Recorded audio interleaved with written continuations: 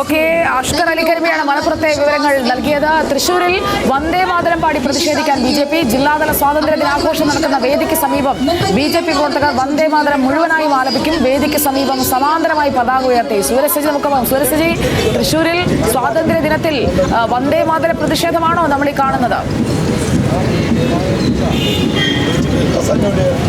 സുജയ, തീർച്ചയായും. അതായത് സ്വാതന്ത്ര്യ ദിനാഘോഷം നടക്കുന്ന വേദി നമുക്കരികിലാണ്. അപ്പുറത്ത് സ്വാതന്ത്ര്യ ദിനാഘോഷം നടക്കുന്ന വേദി ആണ്. ആ വേദിക്കരികിൽ തെക്കേ ഗോപുര നടയോട് ചേർന്ന് മുൻവശത്താണ് ഇപ്പോൾ ബി.ജെ.പി. പ്രതീകാത്മകമായി തന്നെ വന്ദേമാതരം മുഴുവൻ ആലപിക്കാൻ വേണ്ടി ഒരുങ്ങുന്നത്.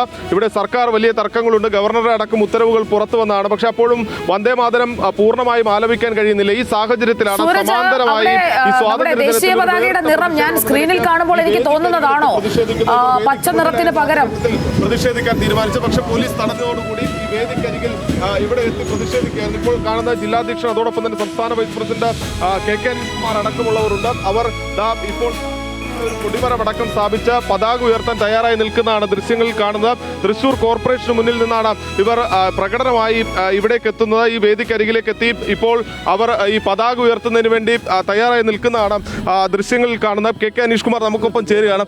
ഏത് സാഹചര്യത്തിലാണ് ഇങ്ങനൊരു വേറിട്ട ഒരു പ്രതീകാത്മകമായ നടപടികളിലേക്ക് പോയത്? ഭാരതീയ ജനതാ പാർട്ടി ഇന്ന് കേരളത്തിലെ 14 ജില്ലാ കേന്ദ്രങ്ങളിലും പ്രതീകാത്മകമായിട്ടുള്ള ഒരു പ്രതിഷേധം എന്നുള്ള നിലയിൽ ദേശീയ പതാക ഉയർത്തിയിട്ട് വന്ദേമാതരം പാടാൻ വേണ്ടിയിട്ട് തീരുമാനിച്ചിട്ടുണ്ട്. ഇങ്ങനൊരു സാഹചര്യം ഉണ്ടായത് വന്ദേമാതരത്തിൻ്റെ 150-ാം വാർഷികമാണ് നമ്മൾ ആഘോഷിക്കുന്നത്. 1875 ആദ്യമായിട്ട് വന്ദേമാതര ഗാനം രചിച്ചതും ആലപിച്ചതും. അതിൻ്റെ 150-ാം വാർഷികത്തോടനുബന്ധിച്ച് ഇത്തവണത്തെ സ്വാതന്ത്ര്യ ദിനത്തിൽ വന്ദേമാതര ഗാനം എല്ലാ സ്വാതന്ത്ര്യദിന പരിപാടികളിലും ആലപിക്കണമെന്ന് രാജ്യത്തിൻ്റെ പാർലമെൻറ്റ് നിയമം പാസ്സാക്കിയതാണ്. എല്ലാവരും ഐക്യകണ്ഠേന പാസ്സാക്കിയിട്ടുള്ള ഒരു നിയമം. കേരളത്തിൽ മാത്രമാണ് ആ നിയമത്തെ ലംഘിച്ചുകൊണ്ട് വന്ദേമാതര ഗാനം പാടാൻ ഈ സർക്കാർ തയ്യാറാവാത്തത്. നമുക്കറിയാം, തമിഴ്നാട്ടിൽ പോലും മദ്രാസ് ഹൈക്കോടതിയുടെ വിധി വന്നിരിക്കുന്നു. അവിടെ വന്ദേമാതര ഗാനം പാടണം. ആ സാഹചര്യത്തിൽ ഈ കേരളത്തിൽ മാത്രം വന്ദേമാതരത്തോടുള്ള ഈ സർക്കാരിൻ്റെ അനാദരവിൽ പ്രതിഷേധിച്ചുകൊണ്ടാണ് ഭാരതീയ ജനതാ പാർട്ടി ഇത്തരത്തിൽ പ്രതീകാത്മകമായിട്ടുള്ള പ്രതിഷേധം സംഘടിപ്പിക്കുന്നത്.